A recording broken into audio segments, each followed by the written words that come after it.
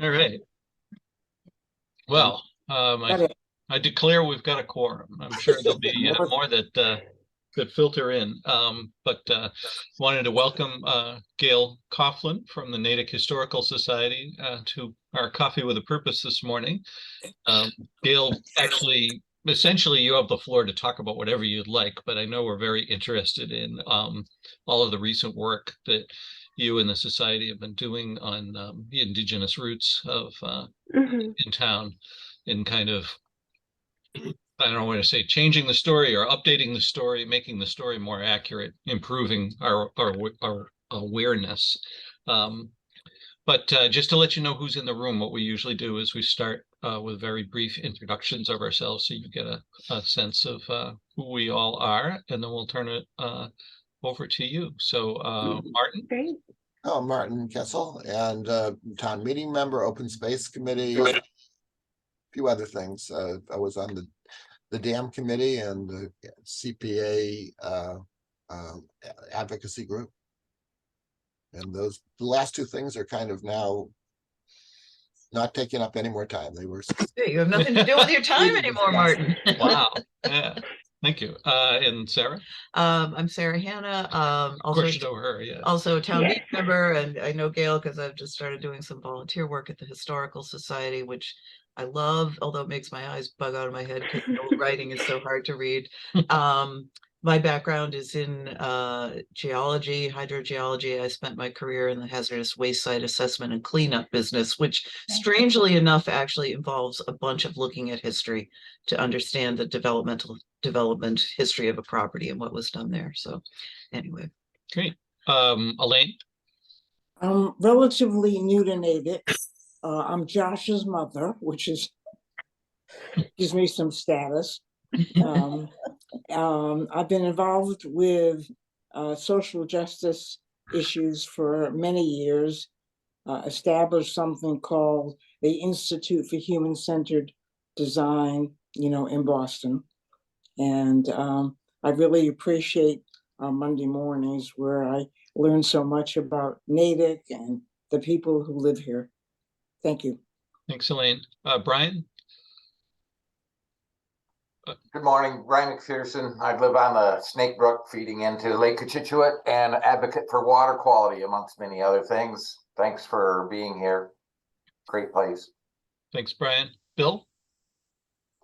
Hi, Bill Ramage, town meeting member. I do work at Pegan Cove, and I'm very interested in the history of that, but that's for another day. I have been following the South Natick Dam controversy, so again, interested in the history of that as well, and for anything else you may have to say. So welcome.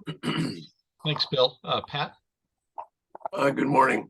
I'm Pat Conaway, and I'm kind of a Natick trash and trails guy. Started this organization, Keep Natick Beautiful, about a dozen years ago, and we do some environmental activism, and we do some service work as well. Thanks, Pat. Carol? Good morning. It's a cooler morning this morning. If you've been out there, it's definitely the fall. So I live on Lake Cochituate, been concerned about issues around the lake for a long time. I'm a town meeting member, and right now I'm working with an organization called Be the Peace. And, I spend a lot of time with peace work. Thanks, Carol. Carrie? Hi, good morning. Like many others, town meeting member, concerned environmentalist, treasurer for Paths Keep Natick Beautiful. We had a great turnout yesterday at the leaf raking opportunity at the Cedar Garden, which is really a great team effort there. It's going to be about 20 years in Natick next year. Great, thanks, Carrie. I can't quite figure out who is causing the audio feedback, but I'm muting people after they introduce ourselves, so hopefully we'll eventually fix that. Ricky, you're appearing as Jay, but we know you're yes, but my computer is not hooked up, so right. That's I'm fine. here as Jay. For those of you who don't know me, former select woman of Natick, the first one, going back to 1975, involved in transportation, involved in housing on the Housing Authority for 12 years, involved in after-school programming, establishing Natick Extended Day, town meeting member for about 36 years, and now I'm an expatriate. Can you believe that? After 63 years, I now live in Canton, but my heart and soul is here. Yeah, we're so glad you continue to join us, Glad to Ricky. see you, Ricky. Terry. Terry Evans. Gail knows me well because I'm on the board of the Historical Society, and member of the planning board, town meeting member, president of Friends of the Library. Lover of all things history, and of course, I'm a member of the Open Space Advisory Committee, and served on the Dam Advisory Committee as the representative of the planning board. So Bruce and I joke that when we couldn't have kids, we decided to adopt a town, and that's kind of be what we've done. Wow, that's a great way of putting it. Thanks, Terry. Sally. Good morning. I'm going to sound a little bit like Elaine, the same little words. I'm relatively new to Natick as of 2017. I'm Pat Conaway's sister, so Elaine and I both give our lineages quickly. And I do everything that Pat tells me because whatever he's up to is a great thing. And this, I enjoy very much, this Coffee with a Purpose. And I'm looking forward, so glad you're here, Terry. Terry, I early met you in Elaine's apartment, and since then have just bumped into you around the library in the town, and you're just such a marvelous Natick hostess. I don't know, you make us feel wanted, so I'm really glad to be with you all this morning. Thanks, Sally. Rick? Good morning, and thanks for coming, Gail. I'm a new resident, new town meeting member in Precinct 8, and learning my way with the help of this great group about many Natick issues, and I've been somewhat involved in various things, econatick.org with Bill is here today, and other environmentally sensitive. Thanks, Rick. Tom. Hey, yeah, I'm a Natick resident for about 32 years, and town meeting member, and member of SPARC, and also environmental group 350 Metro West. Yeah. So looking forward to today what's going to happen. Thank you. Thanks, Tom. And let's see, I just saw Paul Carew joining us. Paul, quick intro. Good morning. Good morning, Paul Carew, Director of Veteran Services for the towns of Natick and Dover. Active in putting squares out in the town to honor our veterans and their families. I love doing my work. I saw in person the Doug and Sarah show on at Veterans Day, and it was nice to see some of you folks. Sally, I saw Sally sitting there, and Patrick was there, and it was really a great event. I thank everybody for being there and supporting our veterans, both here and abroad. Thank you all. God bless. Thanks, Paul. Eleanor.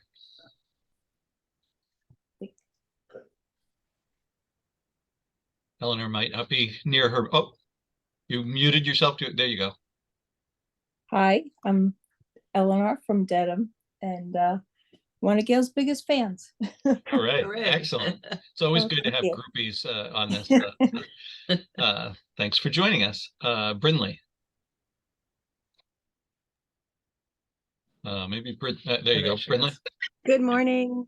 Brinley Vickers, Natick resident for 20 plus years, town meeting member, was on the recycling committee for a long time, many years when we had that, which is now gone and become the sustainability committee. I'm not on that, but a fan of all of the work. Excited to have you here today. Thanks. Thanks, Brindley. And Catherine? Hi, Gail Coughlin, Natick Select Board, member of the Affordable Housing Trust, town meeting member, lived here about 20 years. Very interested in this topic. I was trained as an historian and have degrees in history, but most of it's directed out, internationally. So I'm fascinated by Natick history and just the region. So I'm really excited. Thanks. Thank you, Catherine. And then, of course, I moderate the group. And I also want to point out that actually maybe three of us, but certainly me, are a member of First Congregational Church. And, I've been hearing for so long at that church, oh, we date from 1651, where synonymous with the start of the town. We love what John Eliot did. And there's, more to the story. So I'm very interested in getting kind of the full picture here, and hopefully finding a way to preserve some respect for what that gentleman was trying to do, while acknowledging that it may be thought of differently in today's times versus when it was happening. But Gail, thank you very much for joining us. And our usual protocol is to let you speak as long as you'd like, invite questions along the way or at the end, as is your preference. And we usually ask people to use the raise hand function just to kind of keep order on who's asked to speak first. So with that, I'll turn it over to you. Thank you. Great. Thank you so much, Doug and Sarah, for your invitation to speak here today. And thank you, everybody, for introducing yourself. It's lovely to meet some of you and see some of you again. And it's just lovely for everybody to be here. This is a great group. So I will be sharing my screen. Hold on just a minute. You close some of my tabs. Great.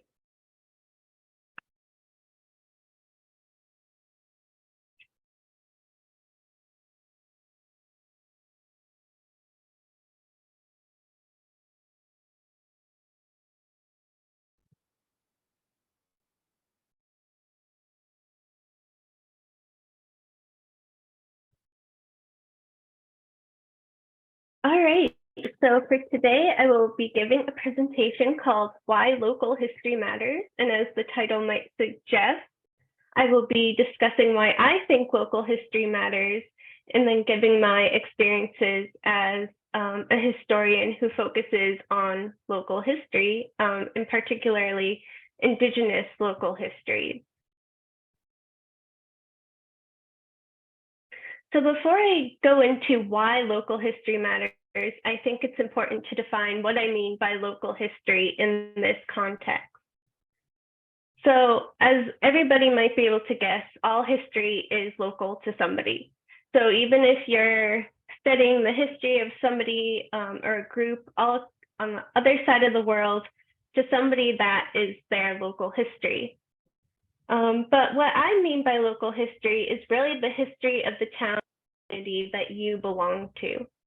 So for me, that has kind of been three communities. So Dedham, which is the place where I currently live and where I grew up. Natick, which is where I work, as well as I've been studying Natick's history for a few years now. I've been at the Natick Historical Society for a little bit over a year. And then Southern New England is the context in which Dedham and Natick are situated and provide both geographic as well as historical context to the work that I do.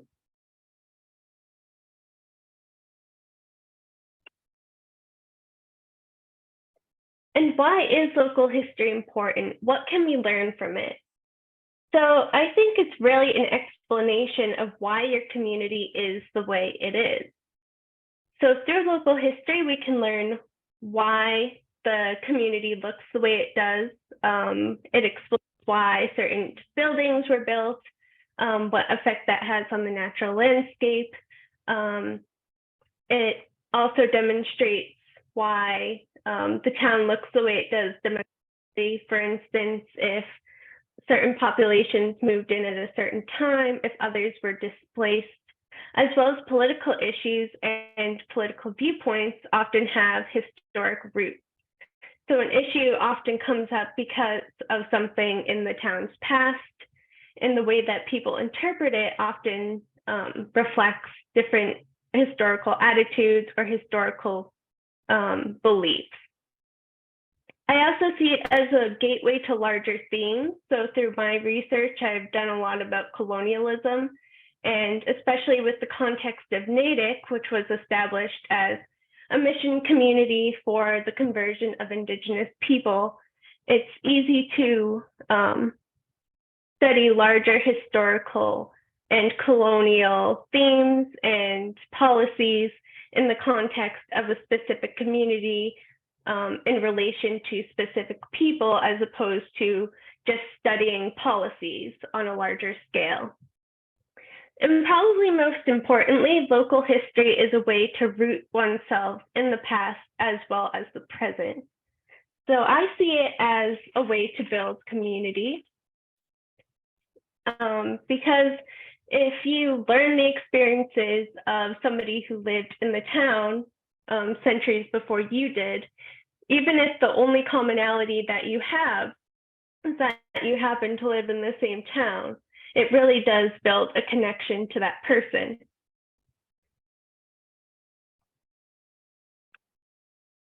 And I also want to acknowledge that through my experience studying local history, that I've been able to meet a wide variety of people who share similar interests, and that has built a community in and of itself. But something I really want to acknowledge is that really from the 1800s until like the past couple of decades, the way that local history has been understood in the New England context is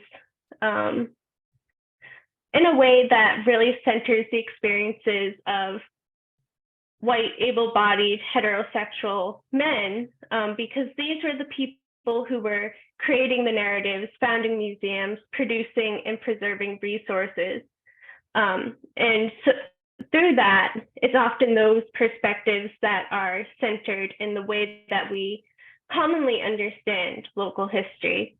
But through my work, it's really important that we broaden those narratives and include the perspectives of all peoples who lived in Natick, and in my case also Dedham, because these communities have never really been homogenous. Even though Natick was founded as a mission community for Indigenous people, and for the first almost century, all the residents in Natick were Indigenous, they really came from three separate communities. So there was Wampanoag, Nipmuc, and Massachusetts people. So with that, they brought their different cultural worldviews. And of course, there's always differences in thought and abilities and beliefs. So it was never truly homogenous. And through my work and the work at the Natick Historical Society, we really want to highlight that there are all these different perspectives that have always permeated through local history. And so I think with that, I will go further into my own experiences with local history. And I like this quote here from the popular historian, David sums up why I think local history is important, is that history is who we are and why we are the way we are. So I think that really sums it up nicely. So in my experience with local history, it started when I was quite young. It really began when I was a child. I've always been very interested in history. I'm not quite sure where that interest comes from, but it's always been there. And I've always been interested in Indigenous histories in particular. I should note that I'm not an Indigenous person, but I am very interested in Indigenous histories and learning more about Indigenous perspectives, both historic and contemporary. And I think that really comes from what I learned in school, in that Indigenous peoples were not really afforded a history, a present, or a future in the narratives that we learned in school. So often we talked about Indigenous history around Columbus Day and or Thanksgiving, and basically Indigenous people were presented as this group that existed for that one historic moment. So I was always curious as to where that narrative came from and what the truth actually was, because to me that never really made much sense, because it's not true. A population does not just exist for one historic moment. And regarding local history in particular, again, that was something that was taught in school, but it didn't really make a lot of sense to me. It would come up every few years. I know in like 3rd and 4th grade, we had to talk about local history as part of the curriculum. When I took AP US history my sophomore year of high school, local history was mentioned again in the context of early American history. And even then, it was very much that Eurocentric viewpoint. And when Indigenous people were mentioned in the context of Dedham, and this has horrified me to this day, it was always that there were no Indigenous people in Dedham when Dedham was founded as a town, and which is not true. And I'll go into more detail about that soon. And in the context of Natick, I remember sitting in my high school classroom. My teacher mentioned that Natick was founded as this town for the conversion of Indigenous people, but it was presented in this way where extremely discriminatory, and it sounded as though the people of Natick, that there was a bunch of white people in Natick who were forcing Indigenous people to convert, and it was just this very odd narrative that didn't make a lot of sense, but it was contrasted with Dedham by saying, and nothing like that happened in Dedham, so we're obviously better, which again doesn't make very much sense, of course, if you know the history. So with that in mind, I started to volunteer at a local museum in Dedham called the Fairbanks House Museum, which is pictured here. It is the oldest wood frame house in North America. And we were trained to tell a very specific story about the residents of the house, who are all English settlers. And again, I asked about Indigenous people, and I was again told that Indigenous people did not live in Dedham when the house was built in 1637. So I was doing those tours for a few years, still curious about local Indigenous history. And in the meantime, I completed my college degree in French, and I was accepted to the master's program in history at UMass Amherst. And I was going there to study Indigenous history in Quebec. And one day, somebody asked me at the Fairbanks House who the Indigenous people were that lived in Dedham, and I could not answer them. And I realized that if I could not answer what is really a seemingly simple question, I do not know the history of the place where I live. And I realized as well, with the context that I received in school, most people in Dedham would not be able to answer that question either. So I wanted to do something about that. And I went onto Google and I began studying or looking for anything I could find regarding Indigenous people in the context of Dedham. And the first topic that I looked up was an area in Dedham called Wigwam Pond, which made a lot of sense to me because if it's called Wigwam Pond, it probably in some way reflected an Indigenous presence in Dedham. And I did eventually find that it was the location of a home site for Massachusetts people who lived in Dedham. They seasonally migrated to what is now Dedham during the winter. And as I was doing that research, I stumbled upon a really upsetting sentence on the website of the Dedham Historical Society, which basically equated Indigenous people to the natural landscape that had disappeared with colonization. And that was horrifying to me. I knew that that could not be true. It was not true. There's still Massachusetts people living in Massachusetts today. So I emailed the director of the Dedham Historical Society and told her that the sentence was very problematic and that I would advise her to remove it from the website, which she did. And she offered to allow me to give a presentation on Indigenous histories at the Dedham Historical Society. So from there, I was researching Dedham more and more. And at the orientation for my master's program at UMass, my advisor recommended that I read Dispossession by Degrees by Jean O'Brien. And I'm sure many of you are familiar with this book. It really goes into detail about Natick's early history in the 16 and 1700s, and from its founding as a praying town and the complex land system in the 1700s. So my advisor told me to read this book to learn more about Dedham. And I would say that Dispossession by Degrees kind of answered two large questions for me. So the book goes into a lot of great detail about the land rivalry between Dedham and Natick that lasted from the 1651 until the early 1700s. And that taught me that from almost the onset of Dedham as a town, they were actively working to dispossess Indigenous people of resources that they, as English settlers, believed belonged to them. And simultaneously, the book presented Natick as an Indigenous space. So this answered or added questions that I had long held about missionary work in the North American context, and the intersections between colonialism and religion. And I was always interested in how Indigenous peoples living in missions reacted to missionary work. So this book made me realize that that in the context of Natick, this missionary work was interpreted by Indigenous people, and then they used Christianity to protect themselves and maintain parts of their culture.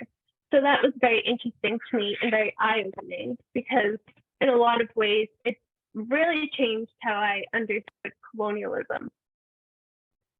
So with this research, I continued that throughout my graduate work.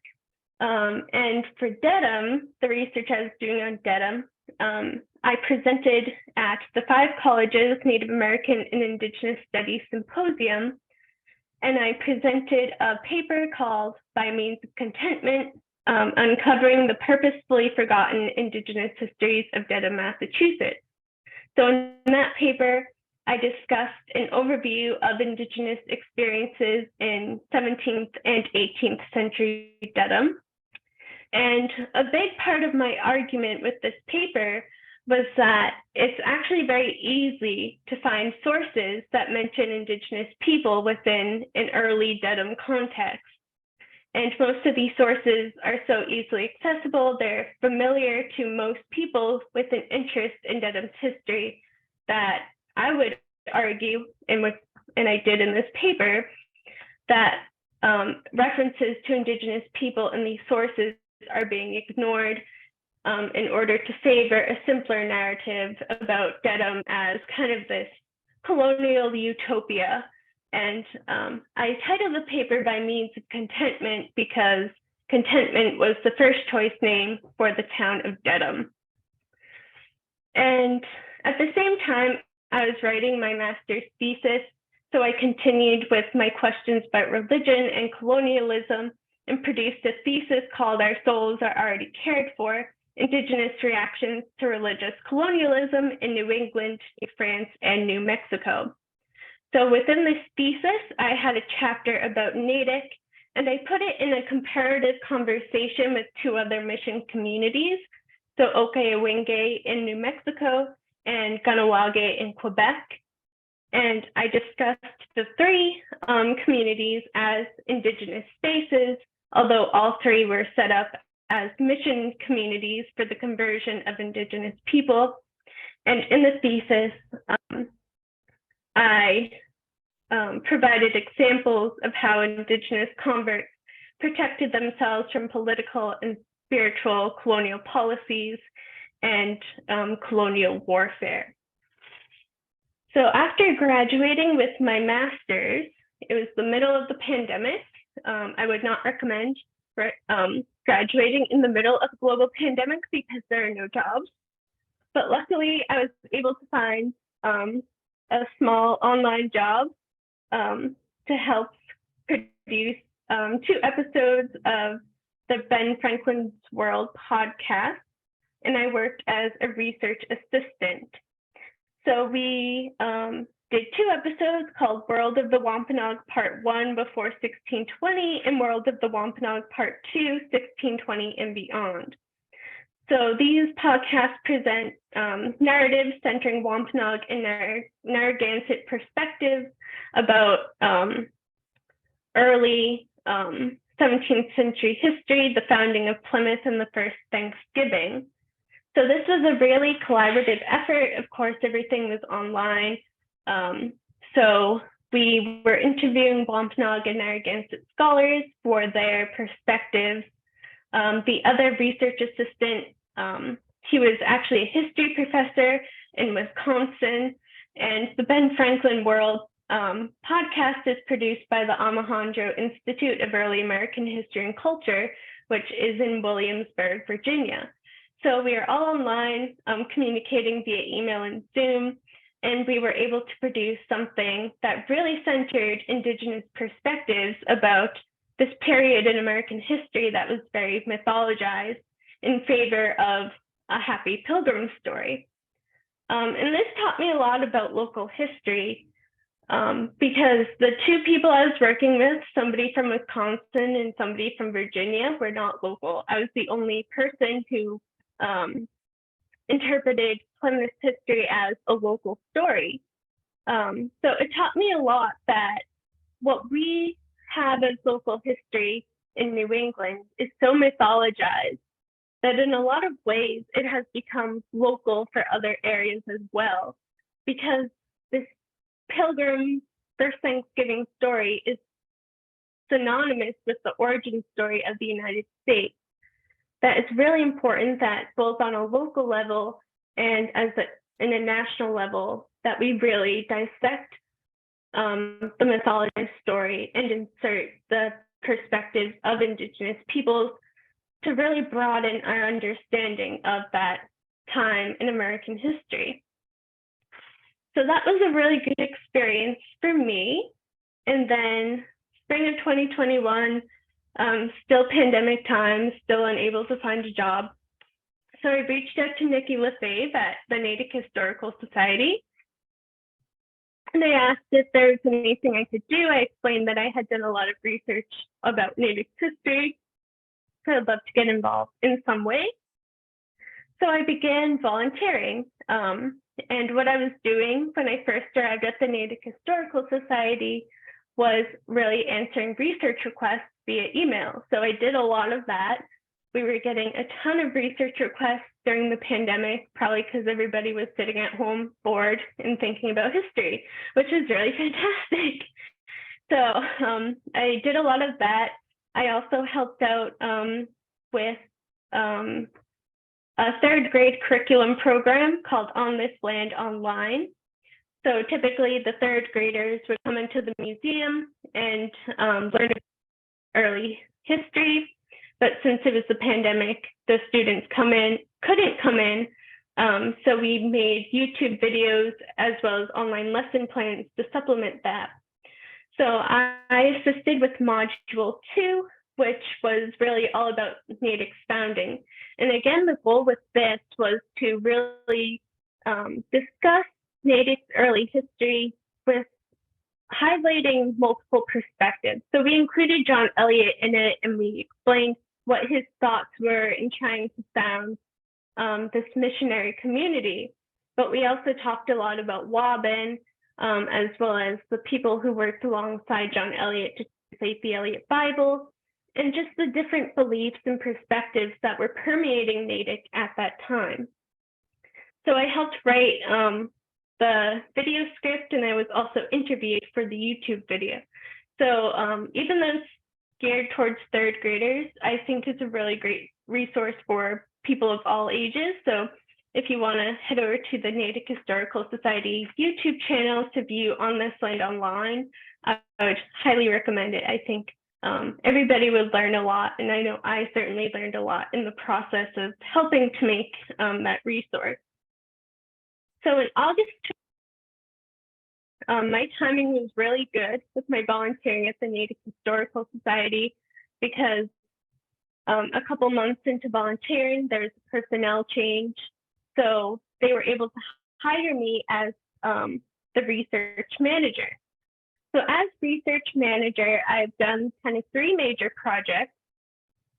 So the first one is Natick and King Philip's War. And this was a talk that I gave, and I will be giving more next spring, so keep an eye out for that. But this is the talk that I gave, really centering the experiences of Natick residents during King Philip's War.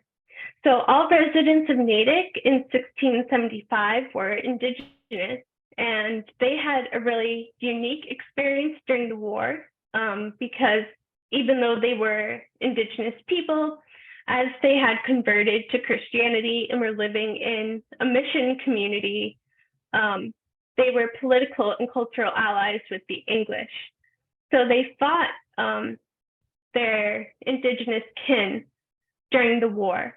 But even though they were allied with the English ultimately betrayed them and sent them to be interned on Deer Island. So it's a unique perspective on the war, but I think it's extremely important because all violence, including colonial violence, is often very nuanced. And it's really important to understand really the finer details of these conflicts, especially since I would argue that King Philip's War really kind of defines New England to this day in a lot of ways, because the aftermath of the war continued to affect Indigenous peoples for decades afterwards. And it really changed the political landscape of New England in favor of English colonialism. And we're still living in the aftermath of that today. And the reason why we did this talk, it's kind of interesting because the idea came from this man who came into the Historical Society with an artifact that he had found on what he claimed to be untouched land, but he found like this man-made object on that land. So you might want to question his interpretation a bit, but he claimed that it was from King Philip's War because he perceived this land as untouched and thus it had some sort of Indigenous connection. So we have a member of our collections committee who does he deals antiques. So he looked at it and he's like, no, it's not possibly that old. But then the man who brought in the artifact, he was really trying to explain what King Philip's War was. And it was obvious that he had this real interest in what the war was, yet at the same time, he didn't know even the most basic details. He wasn't sure if King Philip was this European monarch or an Indigenous person. He understood that the English had betrayed the Indigenous people some way and sent them onto Deer Island, but he wasn't really sure why or how that happened. So I felt that after that interaction, it was really important to do a talk that could be followed with a casual discussion about this period in Natick's history, which is very important, but something that is really neglected in how education presents history in Massachusetts. And the second big project that I did was To Have and to Hold Forever, a virtual exhibit of 18th century land documents. So with this, I created an online exhibit of land documents, particularly land deeds, from the Natick Historical Society and Morse Institute Library's collections. So with this, I really wanted to put it out there to the world what the Natick Historical Society and Morse Institute Library have in their collections. First of all, I wanted to ensure that documents concerning land and land use were easily accessible, particularly to Indigenous people who had stake in these histories, whose ancestors owned land in Natick.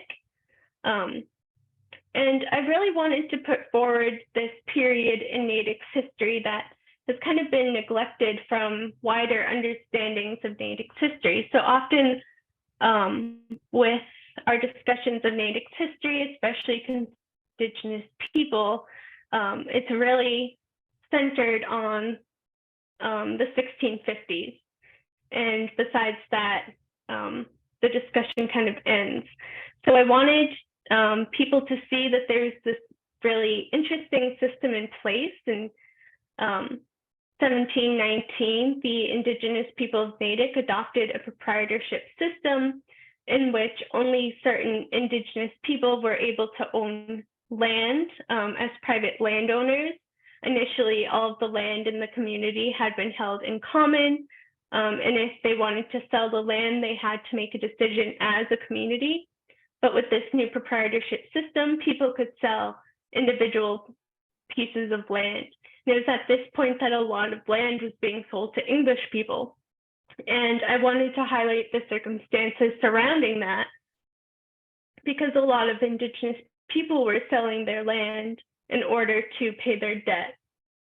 And that debt came from having limited access to employment opportunities. Oftentimes, since they were Indigenous, they were only hired for really dangerous and temporary work, such as being in the army. And oftentimes, women and children were separated from the men for long periods of time because the work forced them to travel. Others were forced to be indentured servants. So it's this really complicated period in Natick's history, and I thought that these documents could really put a tangible lens onto that history. And finally, the third big thing that I did, and that is still ongoing, is our Indigenous Histories and Futures in Natick, Massachusetts speaker series. So this is a series sponsored by Mass Humanities through their Bridge Street Speaker Series sponsorship. And with this, similarly to the land deeds, I wanted to draw the history of Indigenous Natick beyond the 1600s and allow people, attendees, to think about Indigenous histories in Natick presently and look towards the future as well. And I thought it was really important that we reached to people who reached out to speakers outside of the community, because Natick's very lucky in that in the 1990s, there's kind of this big academic wave of people studying Natick. So I wanted to make sure that we reached out to some of those people who had been studying Natick in the 1990s to hear from them, because a lot of these people have gone on to have extraordinary careers in academia. So it was very important to hear from them. So the three speakers that we got were Daniel Mandel. We also got Jean O'Brien, and our third speaker is Pamela Ellis. So her talk is coming up on December 14th. And she is the historian and genealogist for the Natick Nipmuc Tribal Council. So it'll be really great to hear from her and her contemporary experiences as an Indigenous person, and how history and colonialism have informed her lived experiences. So with that, I want to say that I really look forward to continuing my work in local history with the Natick Historical Society and beyond. And I thank you all for listening to what I had to say, and I am excited to take any questions. Well, thank you, Gail. I really appreciate the time that you took to trace how from a schoolgirl, what sparked your interest in all of this. Fascinating talk that you've given. Who's got Looks a like oh, her hand went up. Sally had her hand up and then it disappeared, I thought. Sally, did you have a question or no? Not at this point. Well, if Yeah. nobody has a question, Yeah. I'll just jump in as a commentary. So my dad was a local history buff. I did not grow up in Natick. I grew up in Newton, so close enough by to kind of be local to this area. I cannot tell you how many times as a child when we were leaving the old Leechmere sales on Route 1, which is no longer there, my dad would take the back way home past the Fairbanks house and say, there's the Fairbanks house. That's the oldest wood frame house in America. And he was fascinated with the history of Natick. And, you know, I grew up as a child reading all kinds of books about King Philip's War and this and that. And so it's kind of interesting that I landed here in Natick as an adult. But it's interesting to see kind of this revival of interest in this story. You know, I always grew up, I think as you did, I wouldn't say that my view of the Indigenous presence was as biased as a lot of people, but I grew up the same way of wondering, where did, you know, what has become of everybody after all this time? And same as you, knowing they weren't gone. And when I was in junior high, we studied Native Americans, and my teacher said, hey, everybody, we're having some Native Americans come from a reservation on an exchange program. Go home and ask your folks if they can stay with you for a week. And everybody was super excited. Went home and asked our parents, and we got in the next day, and the teacher said, I can't believe you were dumb enough to believe that. It was totally not true. And oh my God. And it's like, why? You know, I don't to this day, I don't understand what that was all about. Yeah. But she just was like, you were really stupid to believe that. And wow. Whoa. So there are good teachers and not good. So good teachers. Yes. Yeah.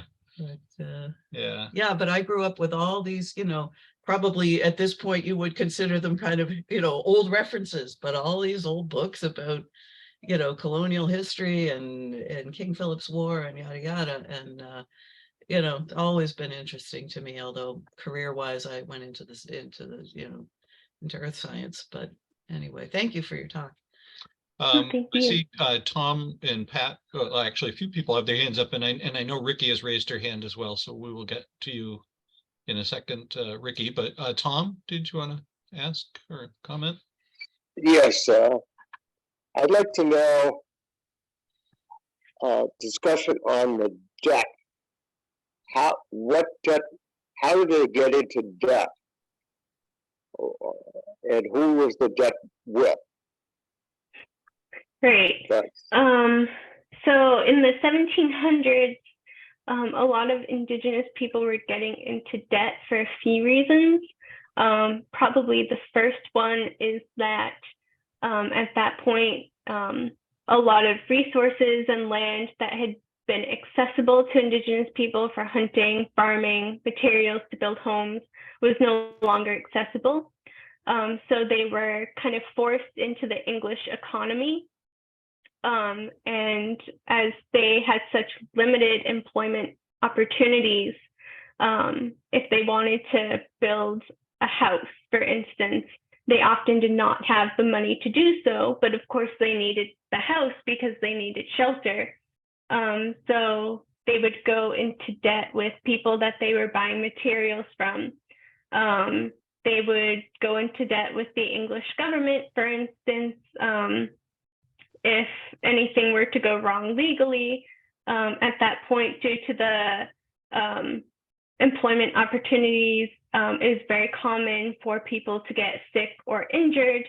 again, if they didn't have a job and they didn't have money, but they needed medicine to survive, they might go into debt with the doctor. And there's this other system in place at that time called a guardianship system, in which Englishmen were chosen to essentially control all aspects of Indigenous finance. And they might go into debt with their guardian, because the guardian, say if a family member were to die, they needed to pay the guardian to write a will and decide things regarding the estate. So that was another way that they might go into debt, because again, if they don't have money, they don't have a job, they can't pay the guardian to do these essential things. So it's really all these elements that kind of built up upon each other that caused, especially by the 1740s, a lot of Indigenous people to go into debt and really need to start selling land. Thank you for that explanation, Gail. Pat, you had your hand up? You got to come off mute, Pat. A question about the rivalry of our local Indigenous tribes. The Nipmucks versus the, I'm sorry, there seems to be some continued squabbling over who really are the Indigenous peoples of Natick and who really had the land and so forth and so on. And I was just curious your perspective on that. Yeah, so it's complicated because we don't have a lot of records of really demonstrating who owned the land that is now Natick before it was Natick. But we do know that a lot of different groups had some sort of stake in that land. We know that Steen family, for example, who were Nipmuc, they actually granted a lot of this land to John Eliot to be established as a mission community. So I think these historic debates are really just manifesting themselves in different communities to this day, because there is a lot of confusion about what really happened, and we don't necessarily have the sources to find a conclusive answer. And as for the debates between different Indigenous communities, as a non-Indigenous person, that's kind of something that I stay out of, because I know that they have politics and their own political systems, and it's kind of for them to decide what to do and what to believe. Do you think that it was possibly because those were seasonal nomadic peoples who did move around a lot, and they, I don't know, from season to season, their land was different areas, right? That may be part of it. We do know that Indigenous people were coming to what is now Natick for generations as part of seasonal hunting patterns. But again, the sources that we have can't really pinpoint who those people were exactly. Mm-hmm. Thank you. Paul, I know you had your hand up, but then you lowered it. Did someone else ask your question, or are you good, or what? You're good. Okay. And Ricky, if you want to take yourself off mute there, if you can find that.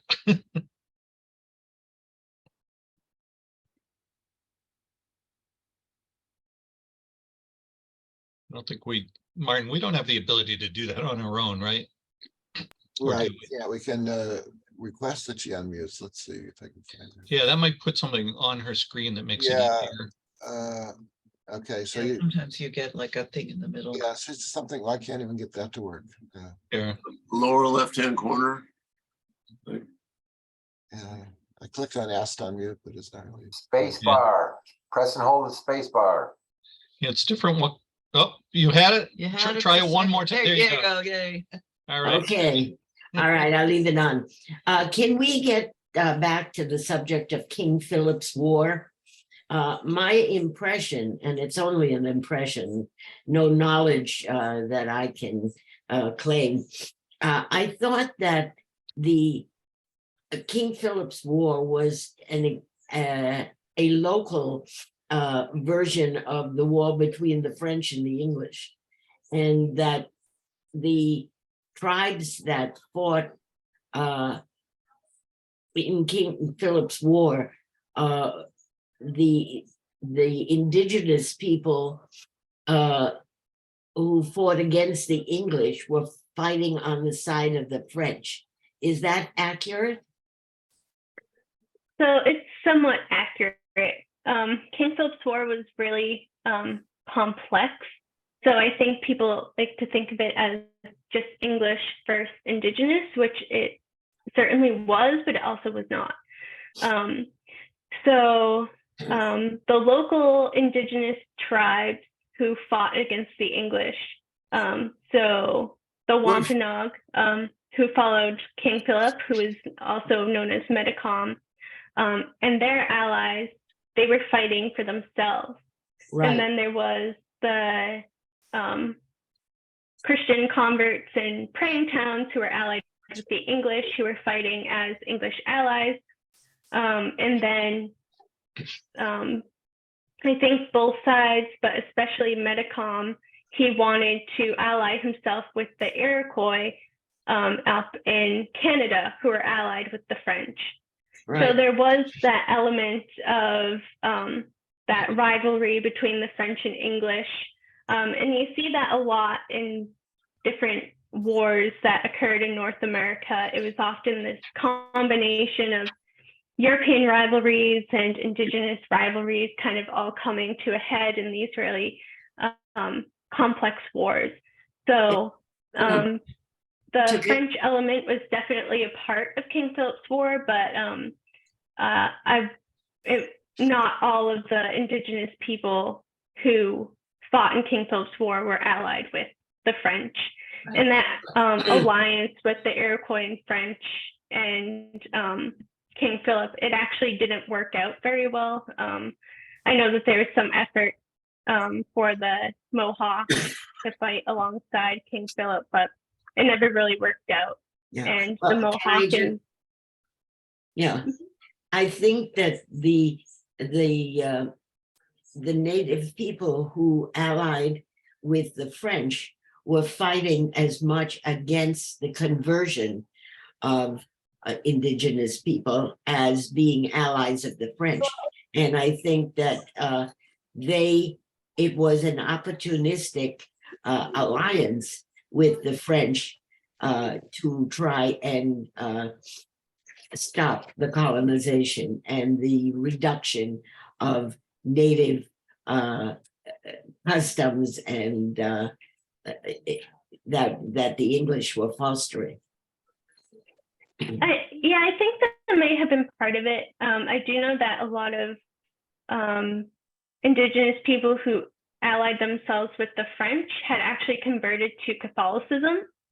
But in the Canadian context, a lot of the missionaries who came to Canada and converted the Iroquois, for example, they weren't as enthusiastic about changing every element of their culture. And for example, John Eliot, he believed in this system of Mosaic law, which was based on rules from the Old Testament. If somebody were to live in Natick, they needed to dress in a certain way in the English manner. So there's definitely those differences between the missionary efforts. So I think the Mohawk and the French who fought in King Philip's War were very interested in expanding their powers and halting English colonization in order for them to gain power in the region and the resources that they wanted. You're back on mute, Ricky. Let me go to Carrie first, and then you can, Carrie? Yeah. Oh, now you're on mute. Got to come off. There you go. Gail, just want to say it's a very interesting, well-researched presentation you gave. I'd not any questions right now, just a couple I guess. And I, many years ago, probably decades, I don't know if inherited, but acquired a copy of this genealogy chart that goes back to my mother's side of the family, and goes all the way back to, I'm not sure if I'm really proud of this or not, but William Bradford. Oh, wow. Yeah, and the whole family history. I think it's about 11 generations back. So there's so much that's been told about how wonderful the Pilgrims were and all that they did. And it just, I think to counter that, I think required reading, at least in high school, every student should read this book. Of course, The People's History. Oh, yeah. By Howard Finn. I heard him speak one time over at Harvard many years ago, and it was just fascinating, the whole thing. But there's just so much that's just so untrue about what we teach, our kids these days. And it's so yeah. Just want to thank you for all the time you've put into this whole effort, and hopefully we can spread the message even wider. Thank you. Thanks for that, Carrie. If there's some dates that go from William Bradford to more current times that might somehow assist you with anything, but if so, I'm open to share this with you. Oh, great. Thank you. Oh, that's a nice partnership. Thanks for that, Carrie. Tom, you had your hand up.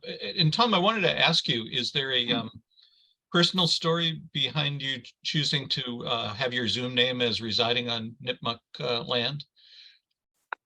No, I just want to emphasize that the indigenous aspect of where I live. Yep. Good. Okay. And what was your second question? Yeah. Second question, I think it would be really good for Gail to tell us how King Philip's War started. Yeah. So King Philip's War started for a few reasons. Metacom, who inherited the sachemship from his father, Massasoit, he was encountering a lot of really frustrating things from English settlers who were encroaching on his land, destroying crops and resources that he and his community needed. Probably the most immediate thing that led to King Philip's War was the murder of John Sassaman. So John Sassaman was actually from Natick, and he was trained by John Eliot to read and write the Algonquin language that was spoken in Natick as well as English.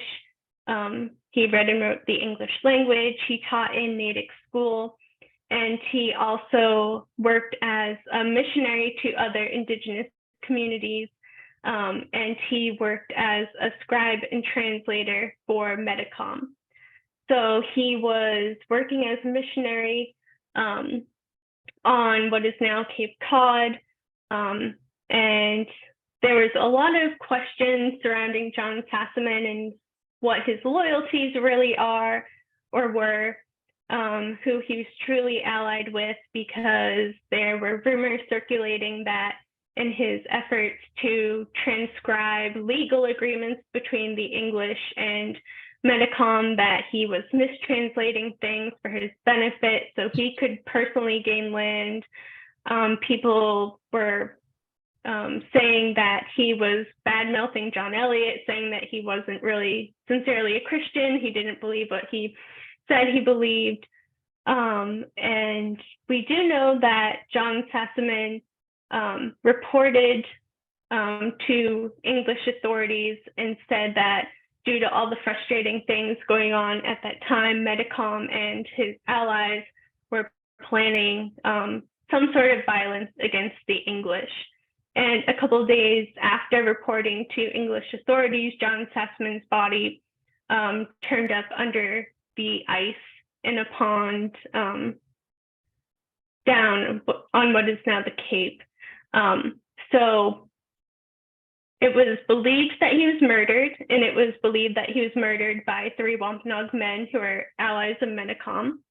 And those 3 men were tried in the Plymouth Colony Court under English authority. and they were hanged for their alleged crime.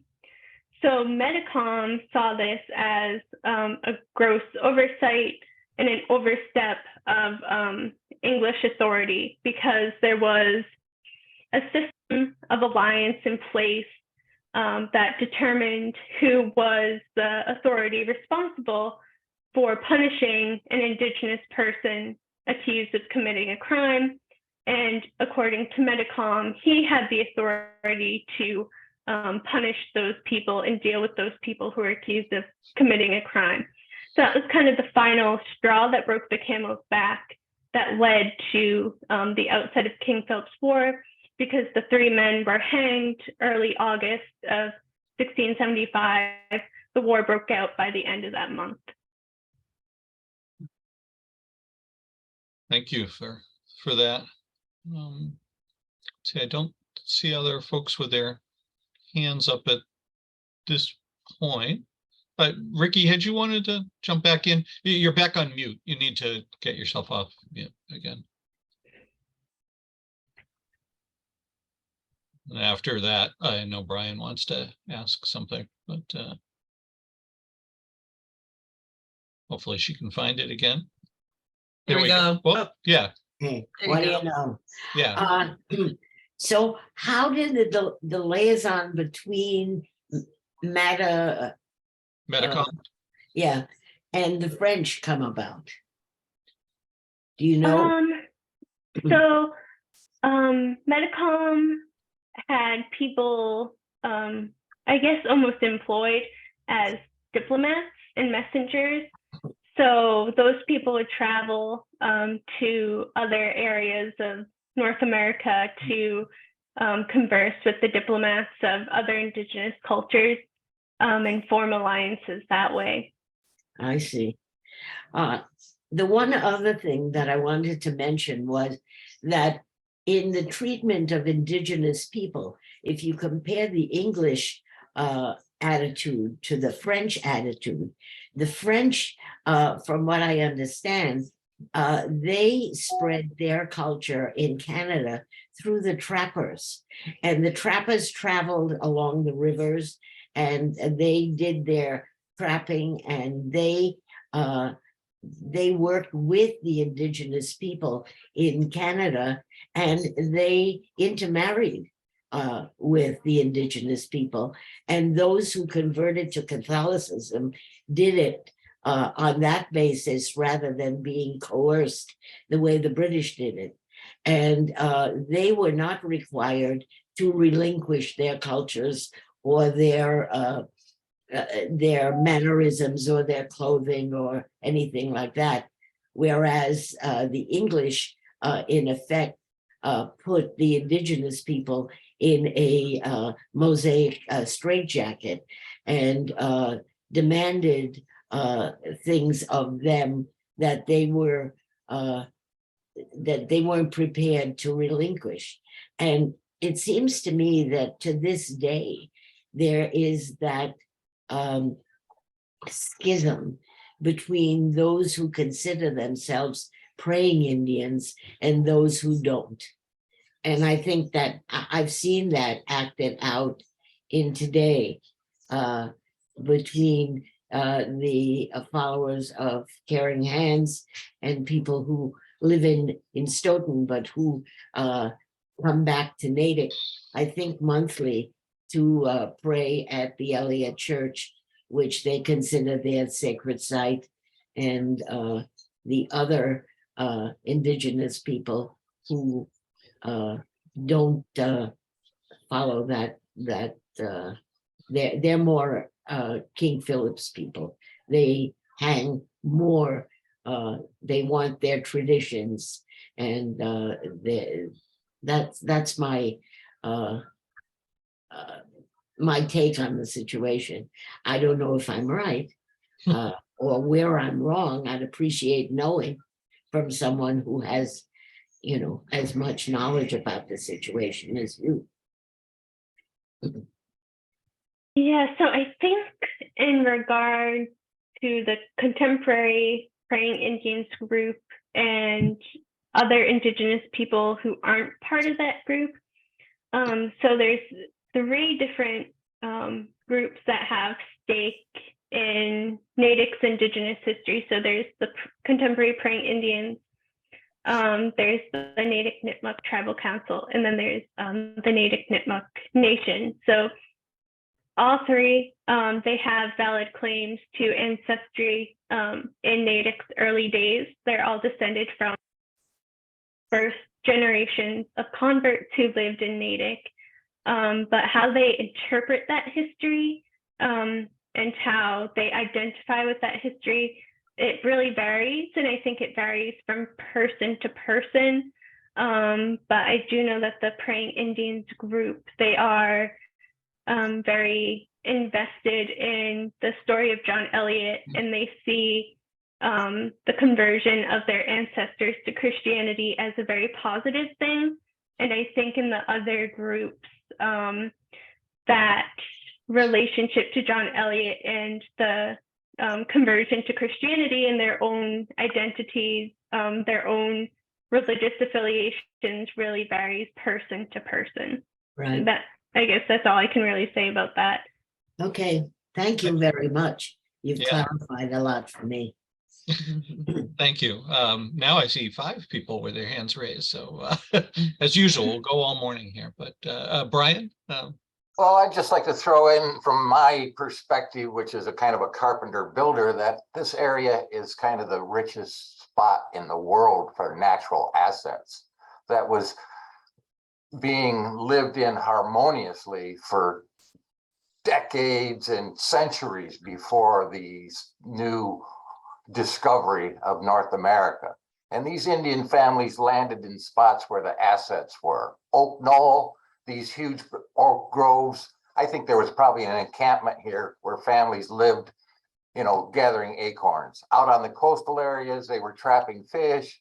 They were harvesting oysters and mussels. The Midden Mounds up in Maine are huge, you know, hundreds of years where these families, they've lived in communities and they were successfully living in harmony with nature.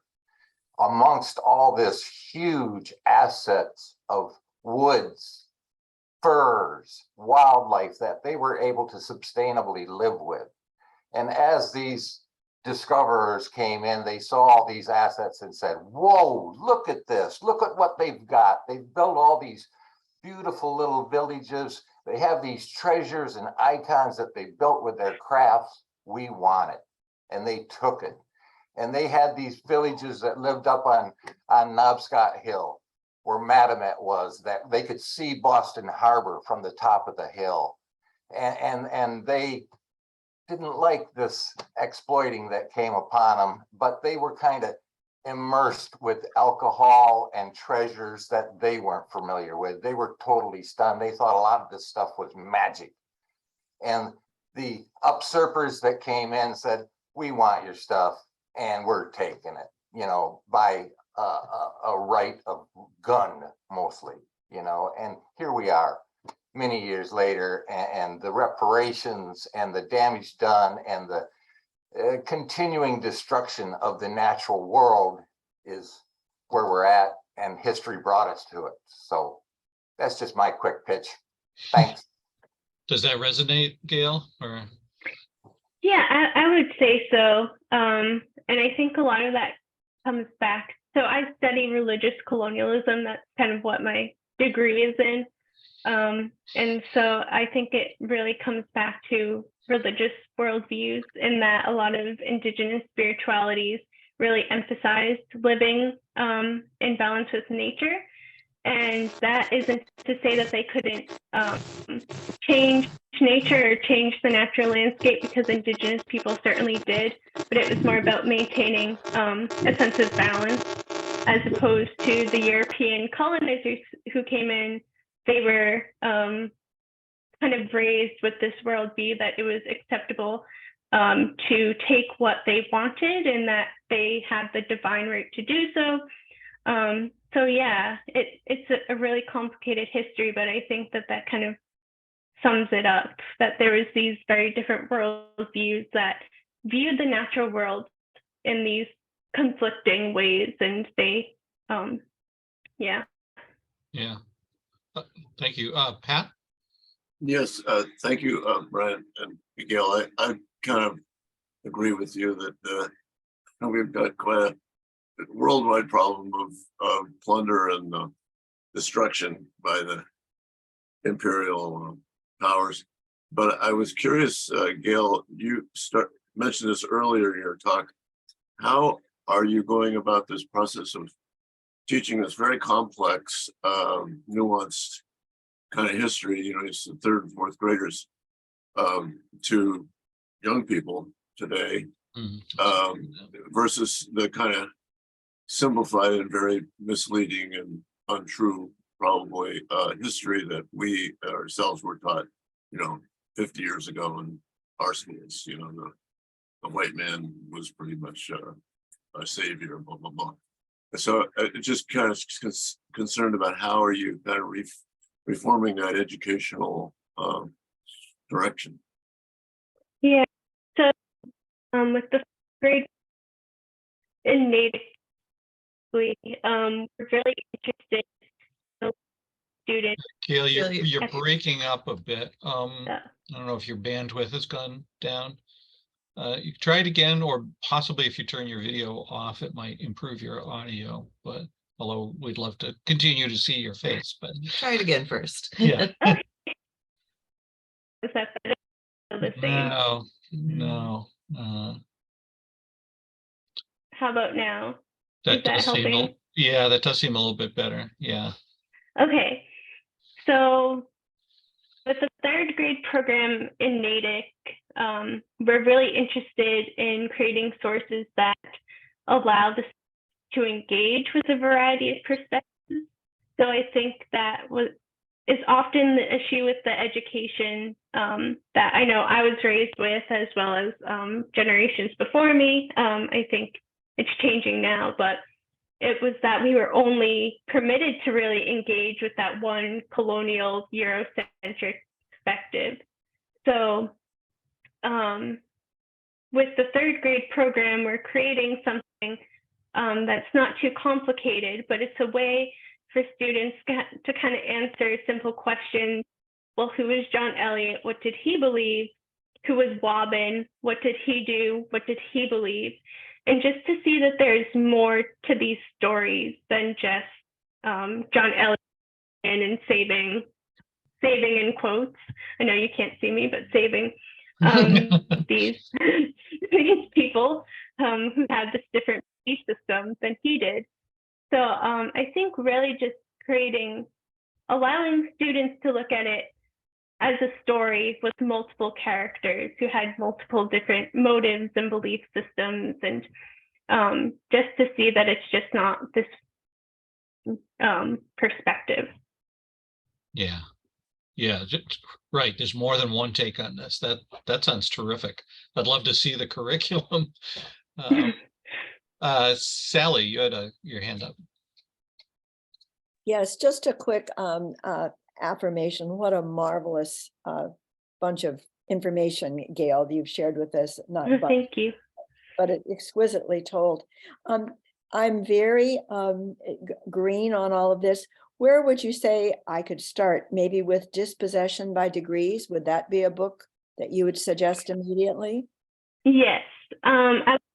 Anybody really wanting to engage with Natick's early history, Dispossession by Degrees is the best place to start. It is so detailed. It includes so many names of different residents of Natick. There's just so many threads running through that book, which really immerse you in Natick's early history. And another quick question about the Zoom on December 14th. How would we get connected? So you can register the event on the Natick Historical Society website, so natickhistoricalsociety.org. On the homepage, we have our events listed on the right-hand side of the screen. So scroll down to the bottom and you'll see the December 14th event. Wonderful. Thank you so much. Thanks again for today. You're wonderful. Yeah, we'll put the link to that in the chat. Tom, and then I know Sarah's got a question. Yeah, I have a specific question about the Deer Island Horror Show. I know Oh the gosh. Clarion Indians were sent there. Was there any other, like the Natick or Massachusettsians sent there as well? So during King Philip's War, only people sent to Deer Island were residents of praying. So that included pretty much everybody from Natick, and there was 14 other praying towns, Bay Colony and Plymouth Colony, and the residents of all those cities who were also military and cultural allies of the English. They were also sent out to Deer Island. And the reasoning that the English gave for sending all those people to Deer Island was that they were claiming that they were protecting their Indigenous allies from their enemies, which ultimately the motivation was really that the English were able to use the people that they had sent out to Deer Island to their advantage as like scouts and soldiers. And if a man agreed to be a scout or a soldier for the English from Deer Island, they could earn certain privileges, like food for their family. They could connect with people also fighting their kin that they weren't allied with, but they were still kin with. They could gain a lot of information. So I would argue that sending the residents to praying towns out to Deer Island was extremely manipulative, and it had this horrible effect on the Indigenous people because of them died and their population took a very long time to recover. And there's just this ongoing trauma that still exists in Indigenous communities from that internment on Deer Island. Thanks for that additional background there. Sarah? So this isn't so much a question as a comment. Gail, last week we heard a fascinating talk by a gentleman named Frank Giannuzzi. Am I saying that correctly? Close enough. Yeah. Who is an expert on many cultures in Asia, spent his life, his career there, and he was talking about the relationship between China and Nepal and saying that the Chinese really believe that they are bringing, you know, modern this and that and great culture and what have you to the people of Nepal. And of course, the people of Nepal see it as their culture being taken away from them by force. And it was just really striking to me. In fact, I think he made this analogy of very similar to the situation that we had in North America with the native populations. And so it's just interesting to see something like that still playing out in real time and seeing the different perspectives of the two sides. It just goes to show your point, I think, that none of this is in the past. So it's really not a question, it's just a comment. And that's a great thing to bring out, because I mean, colonialism is colonialism, no matter where it occurs in the world. And I think that whole worldview that some cultures have, that they are somehow superior and they need to convert other people either religiously or their just whole essence needs to change. It's something that still does exist in many parts of the world. Yep. Yeah. Pat, you've got your hand up again. I've got to come off mute. Thank you. I know I've asked a lot of questions, but I wanted to just comment. I'm sorry that Peter Golden's not on our CWAP today, because I know that there's even a division in Natick about interpreting our pre-colonial history. There's well, at least I know that there's some kind of rivalry going on, a little muddled about it. But the thing that Peter told me too is that Native Americans or some of them were sold into slavery after Deer Island or during that period. And I was just curious, Gail, if you knew that much about that. Yeah. So a lot of Indigenous people in New England were sold into slavery before, during, and after King Philip's War. So it was actually really the backbone of the new English economy was the enslavement of Indigenous people. And Linford Fisher, who's Brown University, he makes the argument, and I would agree with this, that King Philip's War, the English extended it much longer than it needed to be in order to enslave as many people as possible. And what they were doing is they were enslaving Indigenous people in New England and selling them to Barbados. And they often did that in exchange for enslaved Black people. So you can kind of see this demographic shift in early New England, that before King Philip's War, most of the enslaved people in New England were Indigenous. And then after King Philip's War, most of the enslaved people in New England were, and there were still enslaved Indigenous people following King Philip's War. And of course, there was dentures, which often turned into like life, which is another form of enslavement. Yeah, so a couple of really good books about that. I would recommend Margaret Ellen Newell's book called Brethren by Me. So she really goes into detail about how a lot of those really famous founders of New English colonies, such as Roger Williams, they funded their money enslaving Indigenous people. I would also look into the work of Linford Fisher. I don't know if he's published a book about this yet, but he has some articles out there about Indigenous enslavement. And I know he's working on a database of sources that mention every Indigenous person enslaved in New England. So he's been working on that for a few years now, and I can imagine it's going to take a few more years just due to what he's doing. But that's an eye out for. Wow. Just when you thought it couldn't get worse. Yeah. Gail, thanks for those sources. If you could either put them in the chat or maybe just send me an email with them, I want to make sure I include them, in follow up for the group. So I'd like to thank you again for joining us. It's been a fascinating glimpse into our history. Sometimes I think makes us want to look away, but we can't look away, right? We gotta have open eyes about this and go forward. Again, it's been terrific, and I would urge everybody to check out not just the upcoming talk on this, but all the other things that the Historical Society is doing. There's quite a rich variety of events and talks that they're holding. So thanks again for that.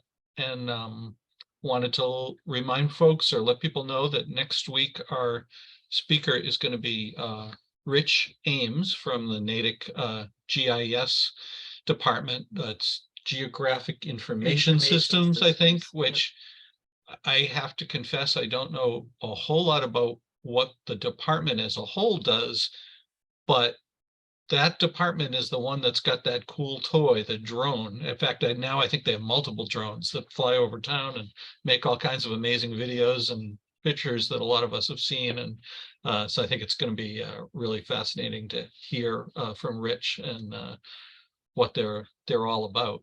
And I'm in the process of lining up some December speakers. And if people have got ideas about that, please shoot them to me. And in terms of coming up with topics, this just occurred to me, so maybe it's a half-baked idea, but we can go at it by thinking of speakers, or we can go at it by asking questions and then trying to find somebody who might be able to answer that question. So I would suggest that anybody, if you have a interesting question that's burning in your mind and you'd love to know the answer to it, maybe shoot Doug an email and, maybe we can try to find somebody who could answer that question.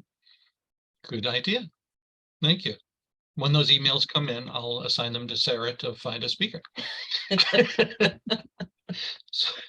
would love to get some kind of an update from the committee that is looking at our government. Is that a doable speaking thing? It probably is. Yeah. Yeah. Good. Same issue for regarding the controversy around the seal, our Natick right seal.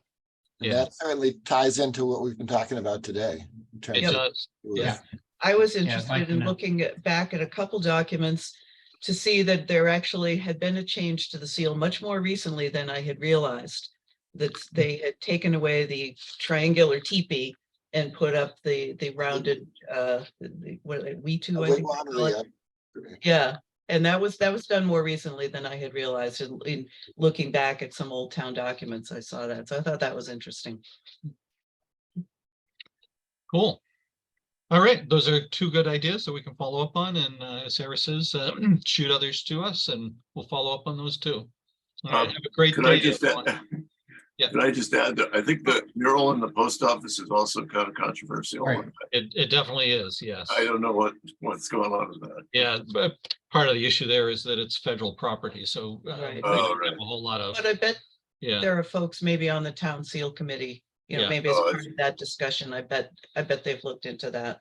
yeah, Maybe it could come under that rubric to talk about that a little more. right. Certainly something that Peter Golden feels strongly about. We know that. We can go back to some recordings earlier and hear his opinions. So, good. Okay. Thanks again. Oh, and Paul, while you're still on screen, you had suggested you and your buddy Doc that run the Saturday morning sessions. We would love to have you come. So any date from the Monday after Thanksgiving on, find out what would work for the two of you and let me know, and we'll get you booked in. Yeah, for you don't know what we do on Saturday mornings, myself and Dr. Salk, psychologist, we run a cognitive behavioral therapy recovery group on Saturday morning, 2 groups on Saturday mornings, working with folks with dual diagnosis and recovery. So anybody interested in that topic, I'll talk to Doug and Sarah and choose a date in December. Sounds fascinating. Great. Thank you, Paul. All right. Enjoy the week, everyone.